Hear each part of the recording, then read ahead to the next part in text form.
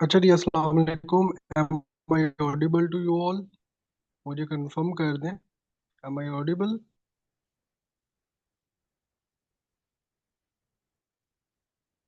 बिल्कुल क्लियर आ रही है मेरी आवाज़? ओके।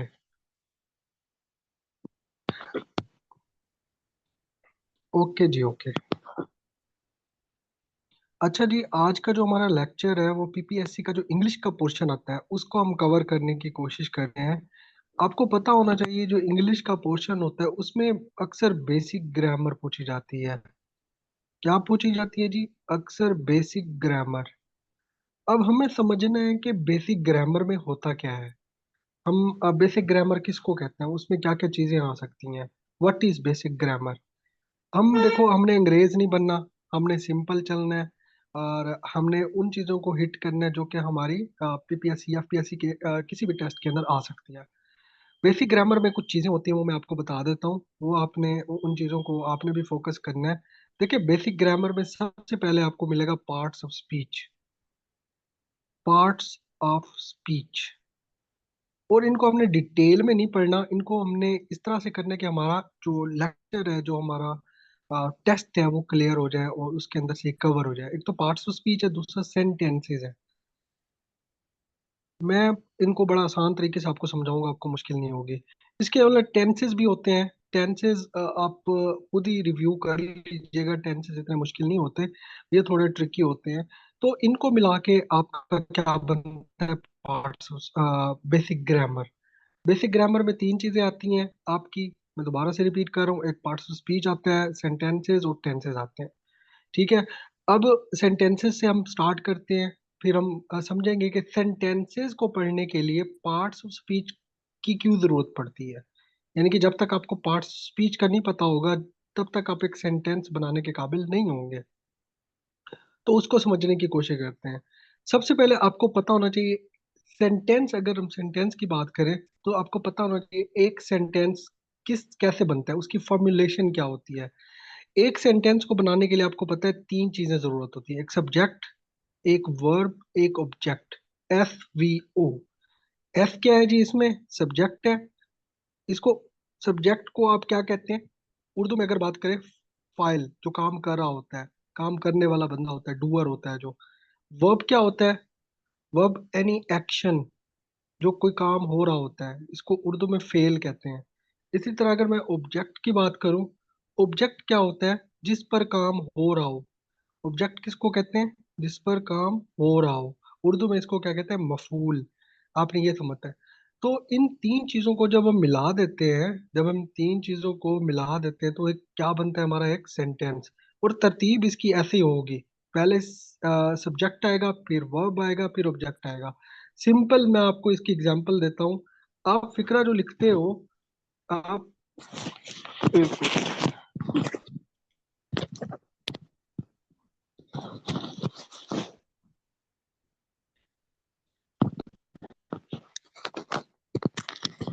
अच्छा, आप कोई भी फिक्रा लिखते हो, मैं सिंपल कर देता हूँ। He goes to school. अगर मैं पूछूं एक सेंटेंस है, तो आप कहेंगे यस ये सेंटेंस है। वो कैसे? क्योंकि इसमें ही क्या है? एक सब्जेक्ट है। इसमें गोज क्या है? एक वर्ब है। इसमें स्कूल क्या है? एक ऑब्जेक्ट है जिसके ऊपर काम हो रहा है। तो ये एक तरतीब से अगर हम बात करें तो हमारा एक सेंटेंस बन जाता है। क्या बन जाता है जी? हमारा एक सेंटेंस बन जाता है।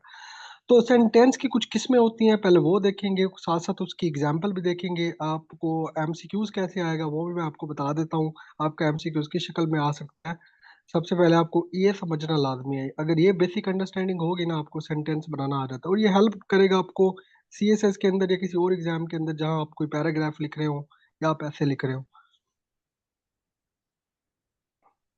अच्छा, बेसिक सेंटेंस स्ट्रक्चर जैसे मैंने बताया, इसमें एक सब्जेक्ट आता है, एक प्रीडिकेट भी कहते हैं, वर्ब भी कहते हैं, एक ही चीज होती है, कोई काम हो रहा हो।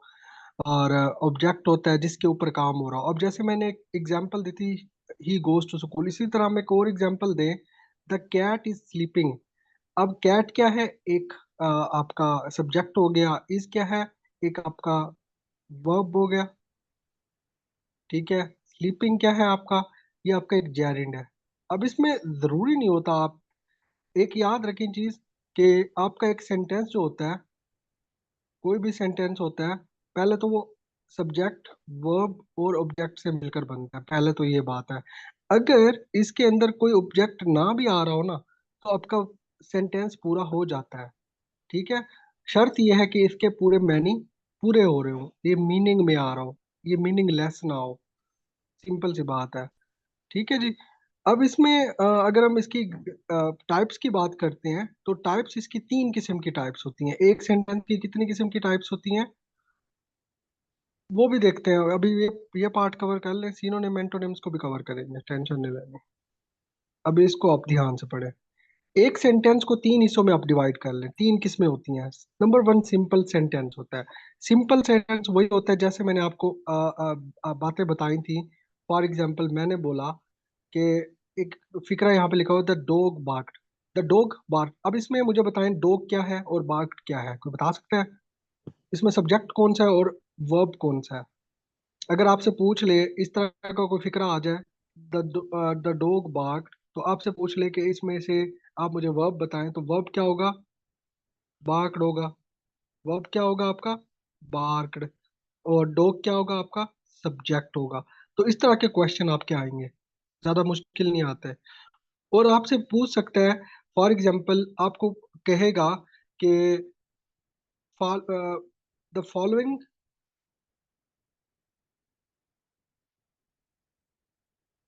फॉलोइंग सेंटेंसेस, या फॉलोइंग, इस तरह कह सकता है, find the complex sentence, find the complex tense from the following. अब इसमें आपको चार ऑप्शन होंगे। चार ऑप्शन कैसे होंगे? ए करके, बी करके, सी करके, डी करके। अब इसमें एक आपको सिंपल दे देगा, एक कोई अजीब सा दे देगा, कंपाउंड दे देगा, एक कॉम्प्लेक्स। आपने चूज क्या करना है? आपको कहेगा कॉम्प्लेक्स फाउंड करो। अब मैं आपको जैसे पढ़ाऊंगा ना कॉम्प्लेक्स कैसे फाइंड करना है, उससे आपने कॉम्प्लेक्स को टिक कर देना है। इस तरह का एक क्वेश्चन आएगा। अब सिंपल सेंटेंस तो मैंने बताया सिंपल होता है, जिसमें एक सब्जेक्ट होता है, वर्ब होता है, ऑब्जेक्ट होता है। ऑब्जेक्ट ना भी हो, उसका मीनिंग पूरा हो रहा हो, जैसे ये दिया हुआ है, तो वो आपका सिंपल सेंटेंस कहलाएगा। सिंपल सी बात पहले समझे। कंपाउंड सेंटेंस क्या होता है? कंपाउंड सेंटेंस ऐसा सेंटेंस होता है जो कि दो क्लॉजेस से मिलकर बने। अब क्लॉजेस कौन सी होंगी? दो इंडिपेंडेंट क्लॉजेस होंगी। अब क्लॉज क्या होती है, पहले मैं आपको वो समझा देता हूँ। पहले ये समझे कंपाउंड सेंटेंस होता क्या है। कंपाउंड सेंटेंस ऐसा सेंटेंस होता है दो या दो से ज्यादा इंडिपेंडेंट क्लॉजेस से मिलकर बने। मैं इंडिपेंडेंट क्लॉजेस को आई सी से डिनोट करता हूँ। I C, independent clause one plus independent clause two. अगर ये दोनों मिल जाएं, तो हमारा कौन सा सेंटेंस बनता है? Compound sentence. तो पूछ सकता है आपसे, आपसे एमसीक्यूज में पूछ सकता है कि मुझे बताएं कि एक कंपाउंड सेंटेंस जो होता है वो किन चीजों से मिलकर बनता है। तो आपने टिक क्या करना है ऑप्शन में? आपने टिक करना है दो या दो से ज्यादा। जब इंडिपेंडेंट क्लॉजेस मिल जाए, तो हमारा कौन सा सेंटेंस बनता है? हमारा बनता है जी कंपाउंड सेंटेंस। अब ये क्लॉज क्या होती है? What is clause? इसका भी अलग से कंसेप्ट है, पहले वो हम समझ लेते हैं कि क्लॉजेस होती क्या है। क्योंकि जब तक आपको क्लॉजेस की समझ नहीं आएगी, तब तक ये सेंटेंसेस की समझ नहीं आएगी। तो हम मैं क्लॉजेस की तरफ जाने लगा हूँ।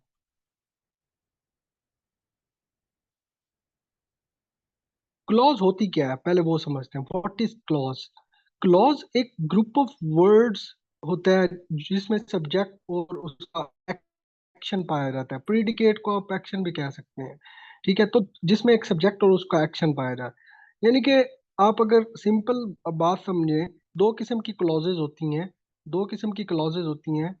मैं क्लॉजेज को एक अगर क्लासीफाई करूं, दो किस्म की क्लॉजेज होती हैं। एक इंडिपेंडेंट क्लॉज होती है, एक डिपेंडेंट क्लॉज होती है। इंडिपेंडेंट क्लॉज होती है और डिपेंडेंट। इंडिपेंडेंट कौन सी होती है और डिपेंडेंट कौन सी होती है? जब ये दो हम पढ़ लेंगे ना, तब आप उससे कोई भी सेंटेंस का पूछ लेना ये कौन सा सेंटेंस है, आपको बड़ा इजीली वो समझ आ जाएगा कि आपको किस जगह पे टिक लगाना है। तो इंडिपेंडेंट क्लॉज आपका ऐसी क्लॉज होती है जिसमें उसका मीनिंग पूरा समझ आ रहा हो, वो मीनिंग कंप्लीट दे, यानी कि जो अपना मीनिंग कंप्लीट दे। ऐसी क्लॉज जो कंप्लीट मीनिंग दे रही हो, यानी कि उसको पढ़ने से आपको पता लग रहा हो वो पूरी है, वो कंप्लीट है। डिपेंडेंट क्लॉज क्या होती है, जो कि इनकम्प्लीट होती है और जो डिपेंड कर रही होती है कि हम कोई और सेंटेंस डालेंगे तब जाके हमारा मतलब पूरा होगा।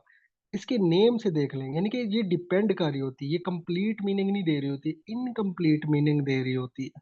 That's why it is called dependent clause, कि ये किसी और चीज पर डिपेंड कर रही होती है। इसकी एग्जाम्पल देखते हैं, आपको क्लियर हो जाएगा एग्जाम्पल से।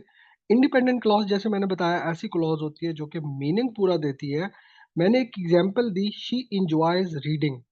अब इसमें कहीं पर आपको लग रहा है कि मीनिंग कंप्लीट नहीं है, मीनिंग पूरा कंप्लीट है, क्योंकि इसके अंदर आपको सब्जेक्ट भी मिलेगा, इसमें आपको वर्ब भी मिलेगा। इसी तरह अगर मैं बात करूं दूसरे सेंटेंस की, the sun sets in the west. अब द सन आपका सब्जेक्ट है, सेट्स एक आपका वर्ब है, कोई काम है, ठीक है। तो इसमें पूरा हो रहा है ये आपका इंडिपेंडेंट, यानी कि अगर हम बात करें सिंपल सेंटेंस की, तो सिंपल सेंटेंस को हम इंडिपेंडेंट क्लॉज भी कह सकते हैं। सिंपल सेंटेंस को और इंडिपेंडेंट क्लॉज को एक ही जगह लिखा जा सकता है, एक ही तरीके से लिखा जा सकता है, दोनों में फर्क कुछ भी नहीं है। यानी कि अगर मैं बात करूं कि व्हाट इज सिंपल सेंटेंस और व्हाट इज इंडिपेंडेंट क्लॉज, वो सेम होते हैं। यानी कि अगर मैं बात करूं जिसमें सब्जेक्ट आ रहा हो, वर्ब आ रहा हो और ऑब्जेक्ट आ रहा हो, तीन चीजें आ रही हो, उनको सिंपल सेंटेंस भी कहेंगे और उनको इंडिपेंडेंट क्लॉज भी कह सकते हैं। क्यों? क्योंकि मैंने बोला था इंडिपेंडेंट क्लॉज ऐसी क्लॉज होती है जो कि कंप्लीट मीनिंग देती है। और इसी तरह अगर मैं सिंपल सेंटेंस की बात करूं तो ये भी कंप्लीट मीनिंग देता है, इसमें कोई ऐसी वो नहीं होती कि आपका इनकम्प्लीट नॉलेज रह जाए। तो दोनों कंप्लीट आपको इंफॉर्मेशन देते हैं, तो इसलिए दोनों को सेम हम लिख सकते हैं। इट मींस इंडिपेंडेंट क्लॉज और सिंपल सेंटेंस एक ही चीज होती है। फर्क कहाँ पे आता है? फर्क आता है आपके डिपेंडेंट क्लॉज के अंदर। डिपेंडेंट क्लॉज के अंदर कैसे फर्क आता है? डिपेंडेंट क्लॉज ऐसी क्लॉज होती है जो कि पहली बात एक कंप्लीट थॉट या कंप्लीट मीनिंग नहीं दे रही होती, वो किसी और चीज पर डिपेंड कर रही होती है। ये लिखा हुआ, it depends on an independent clause. और डिपेंड किसके ऊपर कर रही होती है? किसी और क्लॉज के ऊपर, जो कि इंडिपेंडेंट क्लॉज होती है। अब वो क्या होती है वो समझने की कोशिश करते हैं कि डिपेंडेंट क्लॉज की अगर एग्जांपल देखें कि कैसे वो मीनिंग नहीं देती और उसको कैसे पूरा किया जाता है, वो आपको इन एग्जांपल्स में समझ आएगा। देखिए, मैं एक फिक्रा लिखता हूँ, मैं एक फिक्रा लिखता हूँ, आपने उसको समझना है। मैं लिखूं, if I go to school.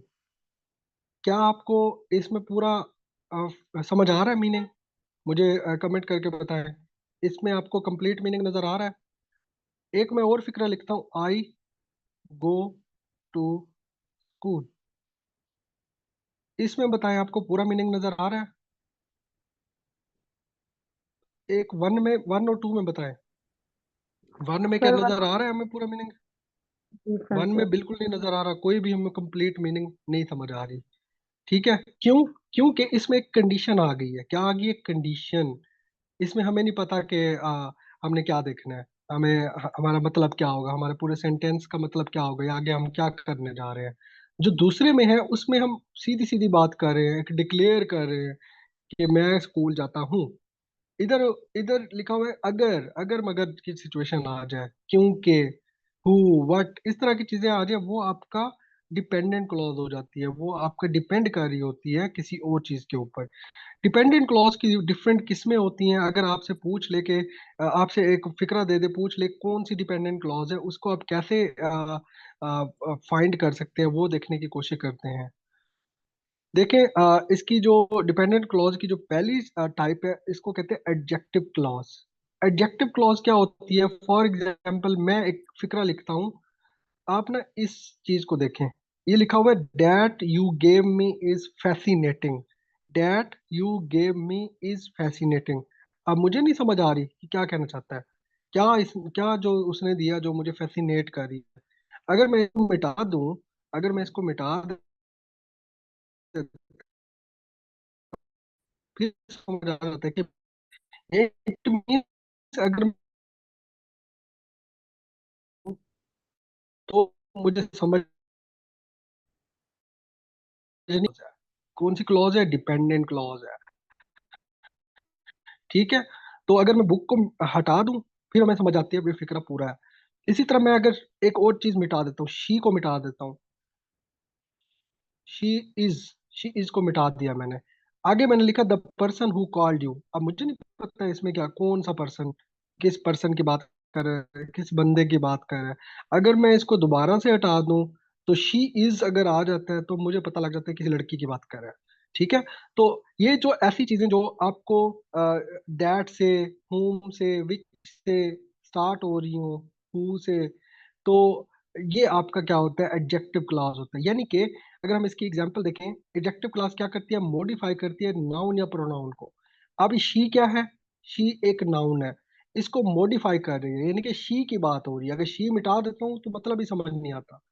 The person who called you, मैं किसको कॉल, पर्सन किसने आपको कॉल की। अगर मैं शी को मिटा देता हूँ तो आपको पता नहीं लगेगा। तो शी एक क्या है, नाउन है, एक आपका सब्जेक्ट है। ठीक है, तो अगर शी को हटा देता हूँ तो समझ आती है कि इट इज राइट कि हम एक नाउन की एक्सपेंशन कर रहे हैं। अगर मैं बात करूं बुक की, that you gave me is fascinating. अब बुक क्या है, एक आपका नाउन है, बुक भी एक नाउन है, जो नाउन की एक्सपेंशन हो रही है वो आगे बोल्ड में लिखी हुई है, that you gave me is fascinating. Simple सी बातें हैं, यानी कि डिपेंडेंट क्लॉज एक ऐसी क्लॉज होती है जो डिपेंडेंट डिपेंडेंट क्लास कौन सी क्लॉज होती है, ऐसी क्लॉज होती है जो आपको पूरा मीनिंग ना दे रही हो, जो किसी और चीज के ऊपर डिपेंड कर रही हो। अभी तक जो बोल्ड वाला एरिया है इस फिक्रे में, वो आपका डिपेंडेंट है, और जो बोल्ड वाला नहीं है वो इंडिपेंडेंट है। जी जी उमेर, बोले, क्वेश्चन करें। जी सर, ये जो एडजेक्टिव क्लॉज होती है ये हमेशा हूँ हूँ इससे हमेशा पहले आती होती है। यूजली पहले आती है, यूजुअली, ठीक है सर। यूजुअली पहले आती है। अच्छा, इसको आप डीपली नहीं जाना, परेशान नहीं होना कि इसमें क्या पूछ रहा है, ये जस्ट आपको इस तरह का फिक्रा दे देगा। और पूछ सकता है कौन सी क्लॉज है, ये बोल्ड वाला दे सकता है, पूछ लेगा कि इसमें चार ऑप्शन दे देगा, पूछेगा इसमें डिपेंडेंट क्लॉज फाइंड करके देखो। तो ऐसी क्लॉज होती है जिसका मीनिंग ना आ रहा हो, बस सिंपल। जिसका पूरा मीनिंग आ रहा हो वो इंडिपेंडेंट क्लॉज होगी, जिसका पूरा मीनिंग ना आ रहा हो वो डिपेंडेंट होगी। अब हम पीछे थोड़ा सेंटेंस की तरफ जाते हैं ताकि वो हमें आइडिया हो। जो हमने दो दो क्लॉजेस पढ़ी, डिपेंडेंट क्लॉज और इंडिपेंडेंट क्लॉज, तो उसको हम कैसे जोड़ेंगे। सिंपल सेंटेंस की अगर हम बात करें, सिंपल सेंटेंस मैंने उधर आपको बताया कि सिंपल सेंटेंस और इंडिपेंडेंट क्लॉज एक ही चीज है। तो इसका कंसेप्ट तो आपको क्लियर हो जाना चाहिए, यानी कि इंडिपेंडेंट क्लॉज और सिंपल सेंटेंस एक ही चीज है, जिसमें सब्जेक्ट आता है, वर्ब आता है, और ऑब्जेक्ट आता है। यानी कि एक फाइल होता है, एक काम होता है, एक मफूल होता है जिसके ऊपर काम किया जा रहा हो, सिंपल सी बात। अब कंपाउंड पे आके रुके थे हम। कंपाउंड में मैंने बोला था दो या दो से ज्यादा इंडिपेंडेंट क्लॉजेस को अगर हम जोड़ें, दो या दो से ज्यादा इंडिपेंडेंट क्लॉजेस को अगर हम जोड़ें तो हमारा कंपाउंड सेंटेंस बनता है। तो इंडिपेंडेंट क्लॉज मैंने ऊपर ही बताया, वो आपका सिंपल सेंटेंस ही होता है। फॉर एग्जाम्पल अगर मैं बात करता हूँ, मैं कहता हूँ, मैं एक एग्जाम्पल आपको लिख के बताता हूँ। ये इधर लिखा हुआ है, द सन सेट्स, इधर सेट पास्ट की बात हो रही है, द सन सेट, एंड को भी भूल जाए, आगे लिखा हुआ है द स्टार्स अपीयर्ड। यानी कि दो किस्म के फिक्रे लिए हुए हैं। अगर मैं बात करूँ द सन सेट, यानी कि पास्ट माजी की बात हो रही है, द सन सेट। मैं आपको सिंपल करके देता हूँ, इसको छोड़ दे, ये आपको बाद में समझ आ जाएगा, इसको अलग रखें। मैं आपको सिंपल एक एग्जांपल देता हूँ, वो आपने समझना है कि व्हाट इज कंपाउंड सेंटेंस। देखें, अगर मैं कहूँ I am ill, I am इल, आगे मैंने लिखा आई can not go with you. अब मुझे बताएं, अगर मैं इसको अंडरलाइन करूं, मुझे बताएं ये कौन सा सेंटेंस है, ये कौन सी क्लॉज है, सॉरी, और ये कौन सी क्लॉज है। कोई बता सकता है नंबर वन और नंबर टू कौन सी क्लॉजेज है, नंबर वन कौन सी है और नंबर टू कौन सी है, कोई बता सकता है। फर्स्ट इंडिपेंडेंट है और दूसरा, दूसरा दूसरा डिपेंडेंट है। कोई और इनसे डिसएग्री करना चाहे? दोनों इंडिपेंडेंट है, गुड दोनों उसामा। इंडिपेंडेंट है। दोनों इंडिपेंडेंट है, क्यों? दोनों में पूरा मतलब आ रहा है, दोनों में पूरा मतलब आ रहा है। अब मैं इनको आपस में जोड़ना चाहता हूँ। अब दोनों इंडिपेंडेंट भी हैं और दोनों सिंपल भी हैं। अगर दोनों को अलग अलग लिखता हूँ, आप गौर से समझे इस चीज को, ये इंपॉर्टेंट है। अगर यहाँ पे मैं फुल स्टॉप लगा देता हूँ, तो ये एक इंडिपेंडेंट क्लॉज भी बन जाएगी, एक सिंपल सेंटेंस भी बन जाएगा। ठीक है, अगर मैं दूसरी फिक्रे के एंड में मैं लगा दूँ फुल स्टॉप, तो ये भी ऐसे ही है कि इंडिपेंडेंट क्लॉज भी बन जाएगा और एक सिंपल सेंटेंस भी बन जाएगा। अब मुझसे आप पूछें कि सर कंपाउंड सेंटेंस बना के नहीं होगा, तो मैं क्या करूंगा? सबसे पहले क्या क्या मिटाऊंगा? नंबरिंग को मिटाऊंगा, ये फुल स्टॉप को मिटाऊंगा, ये मिट गया। अब मैं इनको जोड़ने लगा हूं। जब ये दोनों जुड़ जाएंगी ना, तो आपका क्या आ जाएगा? Compound sentence. वो कैसे? इनको जोड़ने के लिए हमेशा आपको याद रखना है, जब आप कंपाउंड सेंटेंस की बात कर रहे हो, तो इनको जोड़ने के लिए कंजंक्शन, किसका यूज होता है? कंजंक्शंस, या इनको कहते हैं दोस्त रख, compound को जोड़ने के लिए यूज,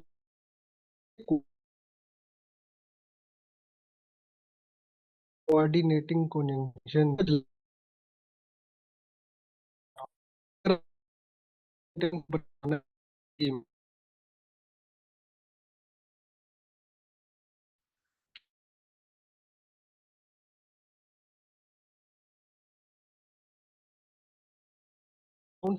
बना रहे मैंने आप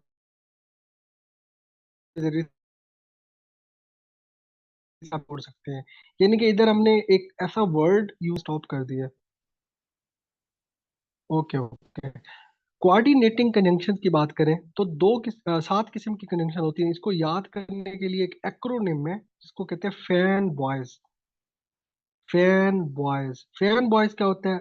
एफ मतलब फॉर, एंड, नॉर, बट, और, येट, सो। अब अगर दो फिक्रे आप जोड़ना चाहते हैं, दो इंडिपेंडेंट क्लॉजेस को जोड़ना चाहते हैं, इनमें से कोई एक यूज कर सकते हैं इस जगह पे। ये किन के लिए यूज होता है? कंपाउंड सेंटेंस को जोड़ने के लिए, कंपाउंड सेंटेंस बनाने के लिए यूज होता है। कम्प्लेक्स में इनको यूज नहीं करना, इनको सिर्फ जब आप कंपाउंड फिक्रा बना रहे हो तब ये यूज होता है। अब इस नोयत के मुताबिक अगर मैं यहाँ यूज करना चाहूँ, तो मैं क्या यूज करूंगा? तो मैं इधर करूंगा सो। ठीक है, सो आई एम इल, मैंने लिखा कॉमा, फिर मैंने एक सो डाला। सो किसका पार्ट है? इसी कोऑर्डिनेटिंग कंजंक्शन का, ये है। तो एस का मतलब सो होता है, तो सो मैंने लगा दिया। So I can not go with you. अगर मैं इन दोनों को हटा देता हूँ, अगर मैं इन दोनों को हटा देता हूँ, इन दोनों को हटा देता हूँ, इधर फुल स्टॉप लगा देता हूँ, इधर भी, ये दोनों इंडिपेंडेंट क्लॉजेस बन जाएंगी। अगर मैं इनको दोबारा से फुल स्टॉप हटा देता हूँ,